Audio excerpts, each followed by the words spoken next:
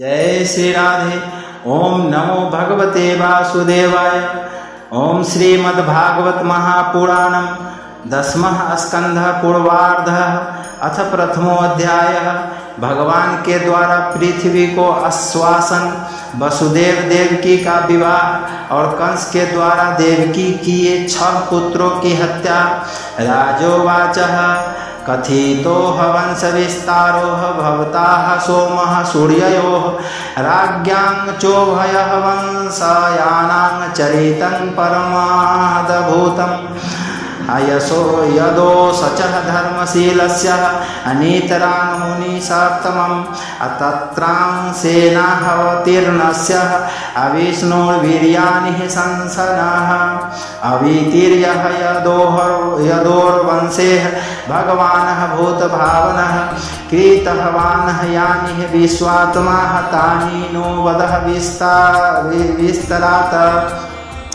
निवृत्तः तस्यरूप अगीयमानादः अभवोः सदा चक्षुत्रः मनोभिरामातः कः उत्तम श्लोकः गुणानुवादात् पुमानः विरजयेतः विनाः पशुः न धनातः। पितामहमेह समरेह मरञ्जयेः अद्रेव व्राताः धातिरः स्थैस्तियमिङ्गलैः अदुरतययन् अकौरवः सैनयः सागरं कृत्वा तरन् अवत्सः पदं समः यत् पल्लवाः द्रोणस्य यः विपलुष्टहमिदं मदङ्गं आस्तनाः न बीजं कुरुः पाण्डवाः नामः जुगोपः कुक्षिं गतः आत्तः चक्रोः मातुः सचः मे यः शरणं गतायाः वीर्याणि तस्याः किल देहभाजाः मन्तार्वर्हेः पुरुषः कालरूपैः यप्रयचछतोः मृत्योः मूताः मृतं च मायाः मनुष्यस्य यः वदस्सवः विद्वनः रोहिणया सतनः प्रोक्तोः रामः संकर्षणः सतवयाः देवक्याः गर्भसम्बन्धः कुतो देहान्तरन्विनः कुसुमाः नन्मुः कुन्दोः भगवानः पितुर्गृहादः व्रजङ्गतः अकवः वासंज्ञातिभिः सार्धं तीतः वानः सात्वः तां पतिः वज्रेः वसनः कीमः करो न मधुपूर्याः च केशवः भ्रातरं चावहधीतः कंसं मातुरधदातः दर्हनम् देहं मानुष्यमाश्रितयः कतेः वर्षाणि वृष्णिभिः यदुपूर्यां सहावात्सिवातः शीतः अपतनयः कत्यः भवत् प्रभोः एतः दन्यचचः सर्वम् अमेह मुनेः कृष्णविचेष्टितम् वक्तुर्मर्हसि सर्वज्ञः श्रद्धः धानायः विसत्रितम् नैषातिदुः सहसाः अक्षुण्मांहतयः तोदमपि बाधते पिबन्तं तव नः मुखां भोज च युक्तं हरिकथामृतम्। सुतोवाचः एवं निशम्यः भृगुः नन्दनः साधुवादं वयाहसिकं सह भगवानः विष्णुः रातम् पतयचर्यः कृष्णः चरितं कलिः कलमसघनं अवयाहर्तुहमारः भवतः भागवतः प्रधानः। श्रीशुकोवाचः समयः गवयवसीताः अबुधिदसत्त्वः राजर्षि सत्तमं वसुदेवः कथायाम् अतेहया जाताः नैष्ठिकीरितिः वसुदेव कथाः प्रश्नः अपुरुषांसस्त्रीणः पुनातिः अकवत्तारं प्रेचक्षकं श्रोत्रिधसत्तत्पादः सललीलं यथा भूमिर्दपतन्नपवयाः जदयतायाः निकः सातायुयः युतः आक्रान्ताः भूरि भारेण ब्राह्मणां शरणं ययोः श्रीराधे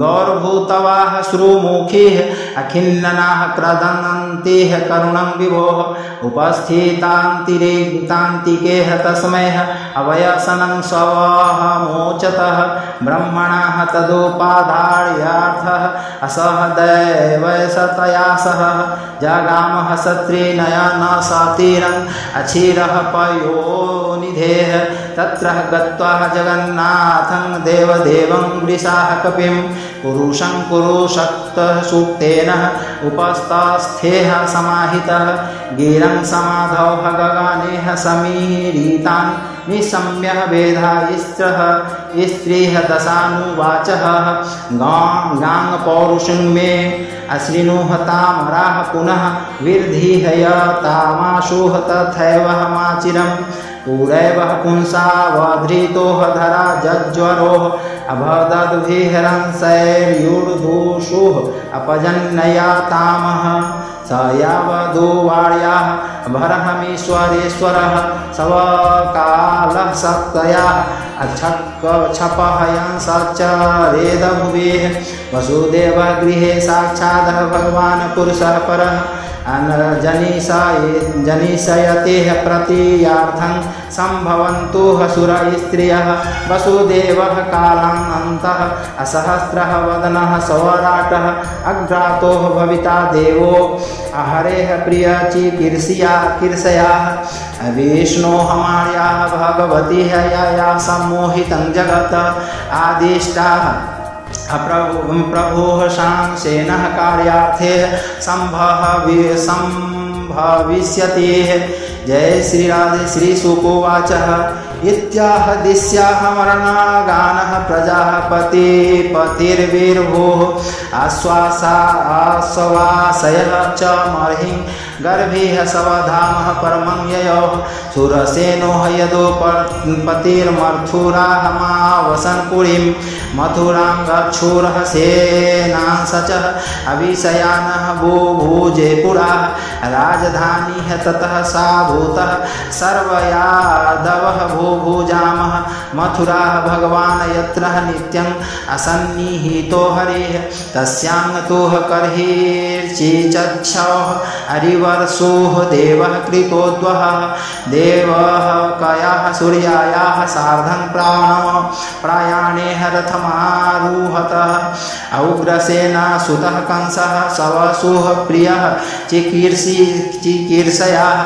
रश्मिना हायानां जग्राह रौकमहरथः सह तैवृतः चतुःशतं परिर्वरहं गजानां हेममालिनाम् अश्वानामः युक्तं सार्धं रथानां च 63 दासीनां सुकुमारीणाम् अद्वैंसतेः समलङ्कृतेः दुहित्रे देवकः प्रादादः यानि दुहित्रिः वत्सलः शङ्खः तुर्यः मृदङ्गास च अनेन्दुं दुर्भयः साममः अप्रायाणः प्रक्रमेह तावदः वरबध्यो सुमङ्गलं पथि प्रग्रहीणः कंसभासया नहासहरिरहवाकः आशया सतवाहमष्टमोह गर्भो हन्ताः याङ्गवः सेबुधः इतयुक्तः स खलः पापो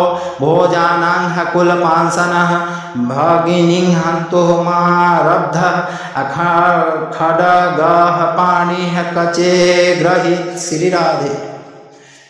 अतंजगोफी सतकर्माणां निरीशंसंह निरह पत्रपं वसुदेवो महाभाग उवाचः परिः शान्तवयन वसुदेव उवाचः सलाहधानीयः गुणः शूरैर्भरमाणः भोजयः संस्करः स कथं भगिनीं हनायातः स्त्रियः मुद्वापः पर्वणिः मृत्युर्जन्मः वतांग वीरः देहेन सह जायते अधः वाब्दः सातान्तेः वाहमृतयोर्वैः प्राणिनां ध्रुवः देहे पञ्चत्वहमापन्नेह देहि कर्माः गुणुगोस्वसः अदेहान्तरः मनुः प्रापयः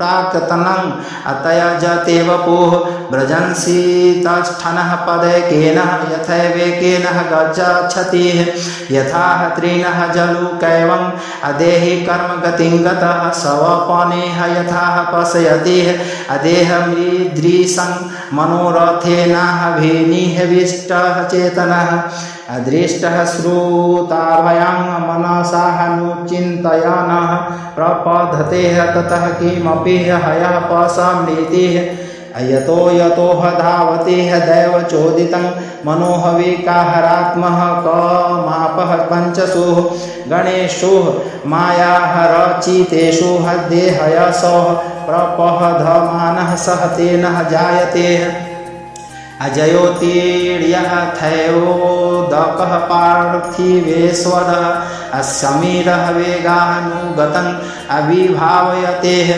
एवं सवमायारः चिते सवसौकोमानः गुणेषु रागानुगतो विमुहयति तस्मान्नः कस्यचिद् अद्रोहमाचरेत सः तथाविधः आत्मनः क्षेमः मन्विचक्षणः अद्रोगधूवः परतो भयम् एषाः तवानुजाः बालाः कृपणाः पुत्रेः कोपमाः हनन्तुं नार्हंसिः कल्याणीः मीमां त्वं दीनवत्सलः श्रीशुकोवाचः एवं सः समाभिर्भिर्भेः दैर्वोर्धयः मानोऽपि दारुणः नयवर्ततः कौरव्यः अपुरुषाः दानः नुव्रतः निर्बन्धनं तस्य हतं ज्ञात्वा अविचिन्नतयाः न कः दुन्दुभिः प्राप्तं कालं प्रतिवयोः ढूमिदं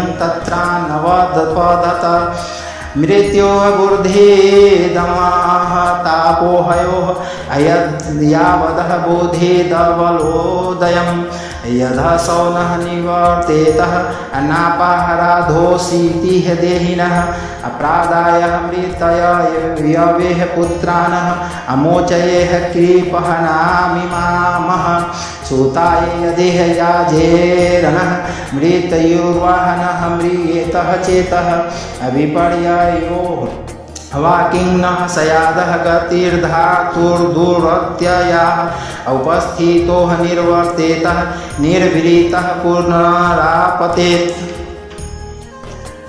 आग्नेयर्थाः अदारुः वियोगः योगयोः अदृष्टः तो नान्यः निमित्तः मस्तितः एवं हि जन्तोरपि दुर्विभावयः शरीरः संयोगः वियोगः हेतुः एवं विमृशयः तं पापम् अयावदात्मनिदर्शनं पूजयामासः वैः अशैरिर्बर्हुहमानः तूरः सरम् प्रसन्ननः वदहनां भोजोः अनृशंसंहनिरः पत्रपं मनसा दूयमानेन अभिहसन्नन्दिहदमः ब्रवीतः वसुदेव उवाचः न हयसयासतेह भयं सौम्यः यदा वागाः शरीरिणीं पुत्रानः समपर्ययिषयेह स्याः असयसतेह भूयः मुतधितं श्रीशुकोवाचः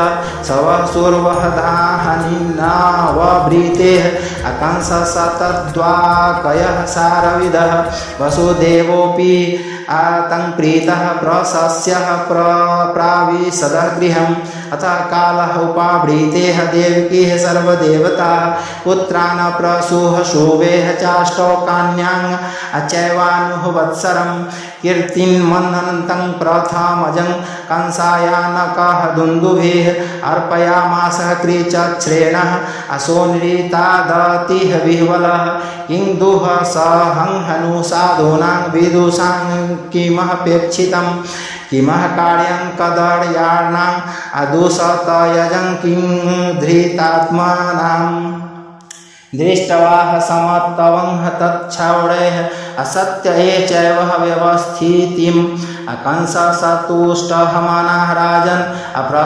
प्रहसन्नन्दिदहमब्रवीतः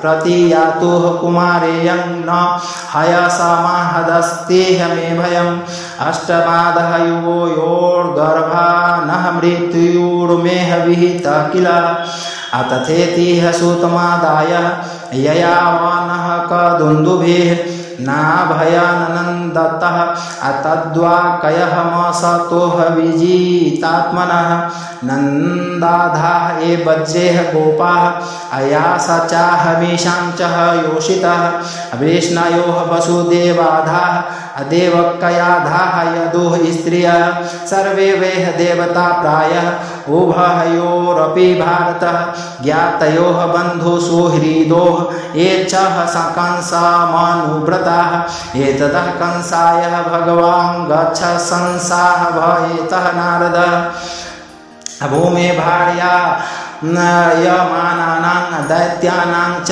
वधोधममः ऋषेर्विर्निर्गीर्मेह कंसो यदुनः मत्वा सुरानितिः देवक्याः गर्भसम्भूतं विष्णुं च सवः वधं प्रतीः देवकीं वसुदेवं च निगृह्य निगृहे जातं जातमहन् पुत्रं अतयोरजनः शङ्कया मातरं पितरं भ्रातृधनं सर्वांश च सुहृदस्तथा अधनन्ति हयः सूत्रिपोः लुब्धा राजनः प्रायशोभे श्रीराधे आत्मानमिहं सञ्जातं अजाननः प्रागः विष्णुनाहतम् महासूरं कालनेमिं यदुभिः सह वयरुधयतः उग्रसेनं च पीतरं यदुभोजान्धकाधीपम् अस्वयं गिरिहयः बुभुजेः शूरसेनान महाबलः इति श्रीमद्भागवते महापुराणे पारमहंस्यां संहितायां दशमस्कन्धे पूर्वार्धे कृष्णाया अवतारोः प्रक्रमेः प्रथमोऽध्यायः। जय श्री राधे। श्री राधे। राजा परीक्षित ने पूछा, भगवान अपने चंद्रवंश और सूर्यवंश के विस्तार तथा दोनों वंश के राजाओं का अत्यंत अद्भुत चरित्र वर्णन किया। भगवान के परम प्रिय मुनिवर, आपने स्वभाव से ही धर्म प्रेमी यदुवंश का भी विशद वर्णन किया। अब कृपा करके उसी वंश में अपने अंश श्री बलराम जी के साथ अवतीर्ण हुए भगवान श्री कृष्ण के परम पवित्र चरित्र भी हमें सुनाइए। भगवान श्री कृष्ण समस्त प्राणियों के जीवन दाता एवं सर्वात्मा हैं। उन्होंने यदुवंश में अवतार लेकर जो जो लीलाएं की उनका विस्तार से हम लोगों को श्रवण कराइए। जिनकी तृष्णा की प्यास सर्वदा के लिए बुझ चुकी है, वे जीवन मुक्त महापुरुष जिनका सर्वपूर्ण प्रेम से अपृत रहकर गान किया करते हैं।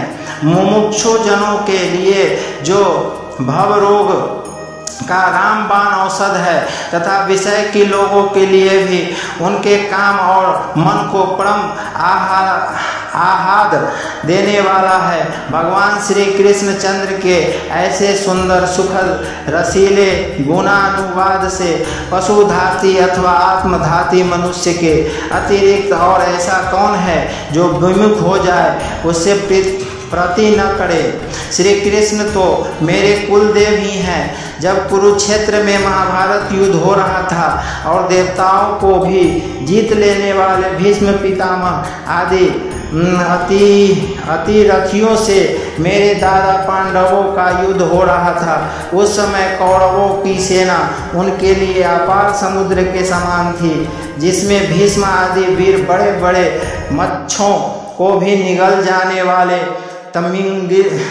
तिमिंगिल मच्छों की भांति भय उत्पन्न कर रहे थे। परंतु मेरे स्वनाम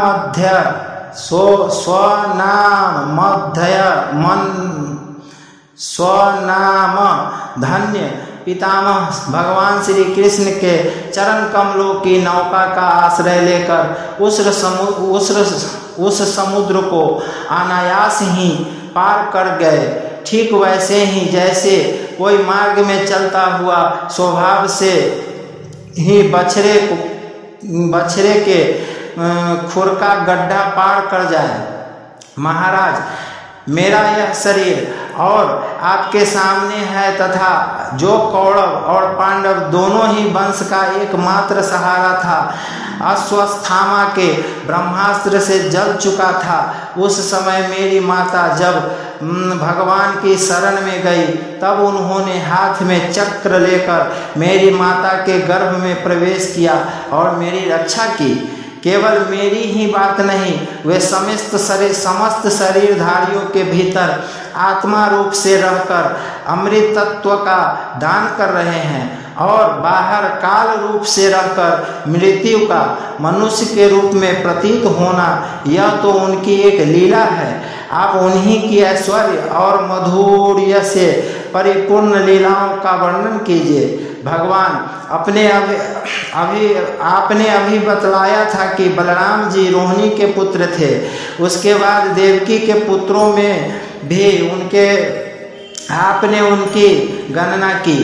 दूसरा शरीर धारण किए बिना दो माताओं का पुत्र होना कैसे संभव है?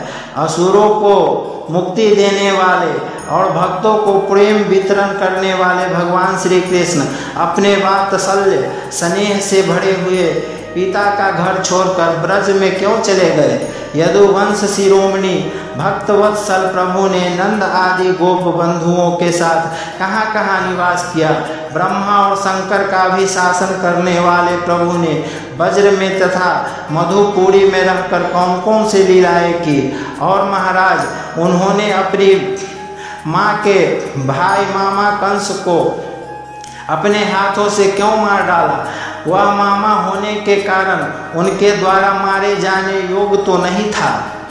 मनुष्याकार सच्चिदानंदमय विग्रह प्रकट करके द्वारकापुरी में यदुवंशियों के साथ उन्होंने कितने वर्षों तक निवास किया और उन सर्वशक्तिमान प्रभु की पत्नियां कितनी थी?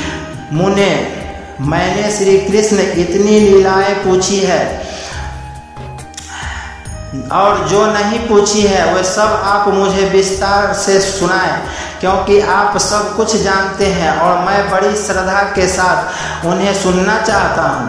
भगवान, अनंत की तो बात ही क्या, मैंने जल का भी परित्याग कर दिया है, फिर भी वह असहाय भूख प्यास जिनके कारण मैंने मुनि के गले में मृत सर्प डालने का अन्यास किया था, मुझे तनिक भी नहीं सता रही है, क्योंकि मैं आपके मुख कमल से झरती हुई भगवान की सुधामयी लीला कथा का पान कर रहा हूँ। जय श्री राधे। सूत जी कहते हैं, सौनक जी, भगवान के प्रेमियों में अग्र गण्य और सर्वज्ञ श्री सुखदेव जी महाराज ने परीक्षित का ऐसा समीचीन प्रश्न सुनकर, जो संतों की सभा में भगवान की लीला के वर्णन का हेतु हुआ करते हैं, उनका अभिनंदन किया और भगवान श्री कृष्ण की उन लीलाओं का वर्णन प्रारंभ किया जो समस्त कली कमलों को सदा के लिए धो डालती है। श्री सुखदेव जी ने कहा, भगवान के लीला रस के रसिक राजर से तुमने जो कुछ निश्चय किया है वह सब बहुत ही सुंदर है, आदरणीय है, क्योंकि सबके हृदयाराध्य श्री कृष्ण की लीला कथा श्रवण करने में तुम्हें सहज एवं सुदृढ़ प्रीति प्राप्त हो गई है। भगवान श्री कृष्ण की कथा के संबंध में प्रश्न करने से ही वक्ता, प्रश्नकर्ता और श्रोता तीनों ही पवित्र हो जाते हैं। जैसे गंगाजल का जल या भगवान शालिग्राम का चरणामृत सभी को पवित्र कर देता है। परीक्षित, उस समय लाखों दैत्यों के दल ने घमंडी राजाओं का रूप धारण कर अपने भारी भार से पृथ्वी को आक्रांत कर रहा था। उससे त्राण पाने के लिए वह ब्रह्मा जी के शरण में गई। पृथ्वी ने उस समय गौ का रूप धारण कर रखा था उन गौ का रूप धारण कर रखा था। उनके नेत्रों से आंसू बह बह कर मुंह पर आ रहे थे। उनका मन तो खिन्न था ही, शरीर भी बहुत क्रीस हो गया था। वह बड़े करुण स्वर से रंभा रही थी। ब्रह्मा जी के पास जाकर उसने उन्हें अपनी पूरी कष्ट कहानी सुनाई। ब्रह्मा जी ने बड़ी सहानुभूति के साथ उनकी दुख गाथा सुनी। उसके बाद वे भगवान शंकर स्वर्ग के अन्याय प्रमुख देवता तथा गौ के रूप में आई हुई पृथ्वी को अपने साथ लेकर क्षीर सागर के तट पर गए। भगवान देवताओं के भी आराध्य देव हैं। वे अपने भक्तों की समस्त अभिलाषाएं पूर्ण करते हैं और उनके समस्त कलेशों को नष्ट कर देते हैं। वही जगत के एकमात्र स्वामी हैं।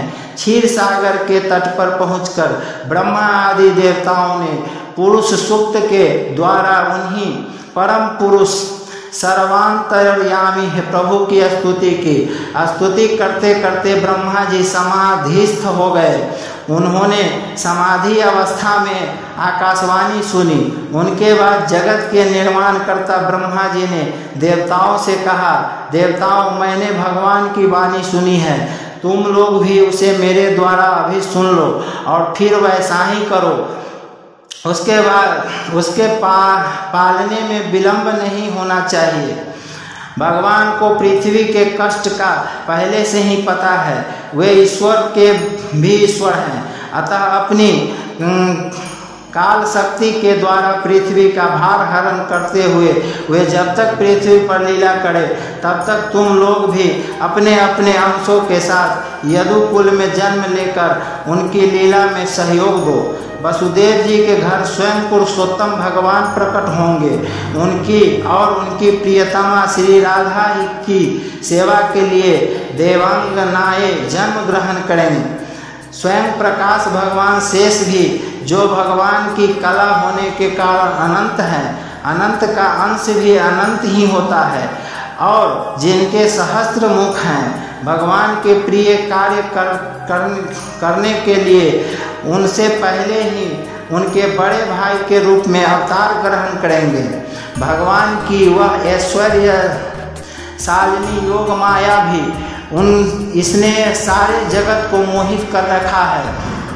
उनके आज्ञा से उनकी लीला के कार्य संपन्न करने के लिए अंश रूप से अवतार ग्रहण करेंगे। श्री सुखदेव जी कहते हैं, परीक्षित, प्रजापतियों के स्वामी भगवान ब्रह्मा जी के देवताओं को इस प्रकार ब्रह्मा जी ने देवताओं को इस प्रकार आज्ञा दी और पृथ्वी को समझा बुझा कर ढाढ़स बंधाया। उसके बाद वे अपने परम धाम को चले गए। प्राचीन काल में यदुवंशी राजा के सूरसेन वे मथुरापुरी में रहकर मथुरा मंडल और सूरसेन मंडल का राज्य शासन करते थे। उसी समय से मथुरा ही समस्त यदुवंशी नरपतियों की राजधानी हो गई थी। भगवान श्री हरि सर्वदा एवं विराजमान रहते हैं। एक बार मथुरा में सूर के पुत्र वसुदेव जी विवाह करके अपने नवविवाहिता पत्नी देवकी के साथ घर जाने के लिए रथ पर सवार हुए। उग्रसेन का लड़का था कंस। उसने अपने चचेरी बहन देवकी को प्रसन्न करने के लिए उसके रथ के घोड़े की रास पकड़ ली। वह स्वयं ही रथ हाँकने लगा। यद्यपि उसके साथ सैकड़ों सोने के बने हुए रथ चल रहे थे। देवकी के पिता थे देवक। अपनी पुत्री पर उनका बड़ा प्रेम था। कन्या को विदा करते समय उन्होंने उसे सोने के हारों से अलंकृत 400 हाथी, 15,000 घोड़े, 1800 रथ तथा सुंदर सुंदर वस्त्रादि भूषणों से विभूषित 200 सुकुमारी दासियां दहेज में दी। विदाई के समय वर वधू के मंगल के लिए एक ही साथ शंख, तुरही, मृदंग और दुंदुभियां बजने लगी। समय समय घोड़े की रास पकड़कर कंस रथ हाँक रहा था, उस समय आकाशवाणी ने उसे संबोधित करके कहा, अरे मूर्ख, जिसको तू रथ में बैठाकर लिए जा रहा है उसकी 8वें गर्भ की संतान तुझे मार डालेगी। कंस बड़ा पापी था, उसकी दुष्टता की सीमा नहीं थी, वह भोज वंश का कलंक ही था। आकाशवाणी सुनते ही उसने तलवार खींच ली और अपने बहन की चोटी पकड़कर उसे मारने के लिए तैयार हो गया। वह अत्यंत क्रूर तो था ही, पाप कर्म करते करते निर्लज भी हो गया था। उसका यह काम देखकर महात्मा वसुदेव जी उसको शांत करते हुए बोले। वसुदेव जी ने कहा, राजकुमार, आप भोज वंश के होनहार वंशधर तथा अपने कुल की कीर्ति बढ़ाने वाले हैं। बड़े बड़े शूरवीर आपके गुणों की सराहना करते हैं। इधर एक तो स्त्री और आपकी बहन और तीसरे यह विवाह का शुभ अवसर, ऐसी स्थिति में आप ऐसे कैसे मार सकते हैं? वीरवर, जो जन्म लेते हैं उनके शरीर के साथ ही मृत्यु भी उत्पन्न होती है।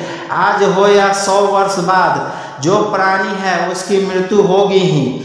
जब शरीर का अंत हो जाता है तब जीव अपने कर्म के अनुसार दूसरे शरीर को ग्रहण करके अपने पहले शरीर को छोड़ देता है और विशेष हो उसे विवश होकर ऐसा करना पड़ता है। जैसे चलते समय मनुष्य एक पैर जमा कर भी दूसरा पैर उठाता है और जैसे जोंक किसी अगले तिनके को पकड़ लेती है तब पहले के पकड़े हुए तिनके को छोड़ती है, वैसे ही जीव भी अपने कर्म के अनुसार किसी शरीर को प्राप्त करने के बाद ही इस शरीर को छोड़ता है।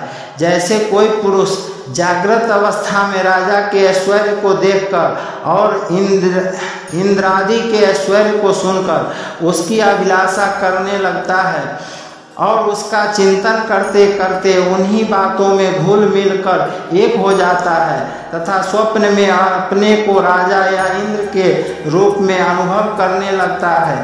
साथ ही अपने दरिद्रावस्था के शरीर को भूल जाता है। कभी कभी तो जागृत अवस्था में ही मन उन बातों का चिंतन करते करते तन्मय हो जाता है और दूसरे स्थूल शरीर की सुधि नहीं रहती। वैसे ही जीव कर्मकृत कामना और कामनाकृत कर्म में वश होकर दूसरे शरीर को प्राप्त हो जाता है और अपने पहले शरीर को भूल जाता है। जीवन का मन उनके विकारों का पुंज है। देहांत के समय वह अनेक जन्मों की संचित और प्रारब्ध कर्मों की वासनाओं के अधीन होकर माया के द्वारा रचे हुए अनेक 5 भौतिक शरीरों में से जिस किसी शरीर के चिंतन में तल्लीन हो जाता है और मान बैठता है कि यह मैं हूँ, उसे वही शरीर ग्रहण करके जन्म लेना पड़ता है। जैसे सूर्य, चंद्रमा आदि चमकीली वस्तुएं जल से भरे हुए घड़ों में या तेल आदि तरल पदार्थों में प्रतिबिंब होती है और हवा के झोंकों से उनके जल आदि के हिलने डोलने पर उसमें प्रतिबिंबित वस्तुएं भी चंचल जान पड़ती है, वैसे ही जीव अपने स्वरूप के अज्ञान द्वारा रचे हुए शरीर में राग करके उन्हें अपना आप मान बैठता है और मोहवश उसके आगे जाने को अपना आना जाना मानने लगता है। इसीलिए जो अपना कल्याण चाहता है उसे किसी से द्रोह नहीं करना चाहिए, क्योंकि जीव कर्म के अधीन हो गया है और जो किसी से भी द्रोह करेगा उसको इस जीव में शत्रु से और जीव के बाद परलोक में भयभीत होना ही पड़ेगा। कंस, यह आपकी छोटी बहन अभी बच्ची है और बहुत दीन है। यह तो आपकी कन्या के समान है। इस पर अभी इसका विवाह हुआ है। विवाह के मंगल चिन्ह भी इसके शरीर पर से नहीं उतरे हैं। ऐसी दशा में आप जैसे दीन वत्सल पुरुष को इस विचार की बेचारी का वध करना उचित नहीं है। श्री सुखदेव जी कहते हैं, परीक्षित, इस प्रकार वसुदेव जी के प्रशंसा आदि सम्मानित और भय आदि भेद नीति से कंस को बहुत समझाया, परंतु वह क्रूर तो राक्षसों का अनुयायी हो रहा था, इसलिए उसने अपने घोर संकल्पों को नहीं छोड़ा। वसुदेव जी ने कंस का विकट हठ देखकर यह विचार किया कि किसी प्रकार यह समय तो टाल ही देना चाहिए। तब वे इस निश्चय पर पहुँचे, बुद्धिमान पुरुषों को जहाँ तक उनकी बुद्धि और बल साथ दे मृत्यु को टालने का प्रयत्न करना चाहिए। प्रयत्न करने पर भी वह न टल सके तो फिर प्रयत्न करने वाले का कोई दोष नहीं रहता। इसलिए इस मृत्यु रूप कंस को अपने पुत्र दे देने की प्रतिज्ञा करके मैं इस दिन देवकी को बचा लूं। यदि मेरे लड़के होंगे और तब तक यह कंस स्वयं नहीं मर जाएगा तब क्या होगा? संभव है उल्टा ही हो, मेरा लड़का ही इसे मार डाले, क्योंकि विधाता के विधान का पार पाना बहुत कठिन है। मृत्यु सामने आकर भी टल जाती है और टली हुई भी लौट जाती है। जिस समय वन में आग लगती है उस समय कौन सी लकड़ी जले और कौन सी न जले, दूर की जल जाए और पास की बच रहे, इन सब बातों को अभिदृष्टि के सिवा और कोई कारण नहीं होता। वैसे ही किसी प्राणी का कौन सा शरीर बना रहेगा और किस हेतु से कौन सा शरीर नष्ट हो जाएगा, इस बात का पता लगा लेना बहुत ही कठिन है। अपनी बुद्धि के अनुसार ऐसा निश्चय करके वसुदेव जी ने बहुत सम्मान के साथ पापी कंस की बड़ी प्रशंसा की। परीक्षित कंस का क्रूर और निर्लज था, अतः ऐसा करते समय वसुदेव जी के मन में बड़ी पीड़ा भी हो रही थी। फिर भी उन्होंने ऊपर से अपने मुख कमल को प्रफुल्लित करके हंसते हुए कहा। वसुदेव जी ने कहा, सौम्य, आपको देवकी से तो कोई भय नहीं है। जैसा कि आकाशवाणी ने कहा है, भय है पुत्रों से, तो इसके पुत्र मैं आपको लाकर सौंप दूंगा। सुखदेव जी कहते हैं, परीक्षित, कंस जानता था कि वसुदेव जी के वचन झूठे नहीं होते और उन्होंने जो कुछ कहा है वह युक्ति संगत भी है, इसलिए उसने अपनी बहन देवकी को मारने का विचार छोड़ दिया। इससे वसुदेव जी बहुत प्रसन्न हुए और उसकी प्रशंसा करके अपने घर चले आए। देवकी बड़ी सती साध्वी थी, सारे देवता उनके शरीर में निवास करते थे। समय आने पर देवकी के गर्भ से प्रतिवर्ष एक एक करके 8 पुत्र तथा 1 कन्या उत्पन्न हुई। पहले पुत्र का नाम था कीर्तिमान। वसुदेव जी ने उसे लाकर कंस को दे दिया। ऐसा करते समय उन्हें कष्ट तो अवश्य हुआ, परंतु उससे भी बड़ा कष्ट उन्हें इस बात का था कि कहीं मेरे वचन झूठे न हो जाए। परीक्षित, सत्य संबंध पुरुष बड़े से बड़ा कष्ट भी सह लेते हैं। ज्ञानियों को किसी बात की अपेक्षा नहीं होती। नीच पुरुष बुरे से बुरा काम भी कर सकते हैं और जो जितेंद्रिय हैं उन्होंने भगवान को हृदय में धारण कर रखा है, वे सब कुछ त्याग सकते हैं। जब कंस ने देखा कि वसुदेव जी का अपने पुत्र के जीवन और मृत्यु के समान भाव है एवं वे सत्य में पूर्ण निष्ठावान भी हैं, तब वह बहुत प्रसन्न हुआ और उनसे हंसकर बोला, वसुदेव जी, आप इन नन्हे से सुकुमार बालक को ले जाइए, इससे मुझे कोई भय नहीं है, क्योंकि आकाशवाणी ने तो ऐसा कहा था कि देवकी के 8वें गर्भ से उत्पन्न संतान के द्वारा मेरी मृत्यु होगी। वसुदेव जी ने कहा, ठीक है, और उस बालक को लेकर वे लौट आए।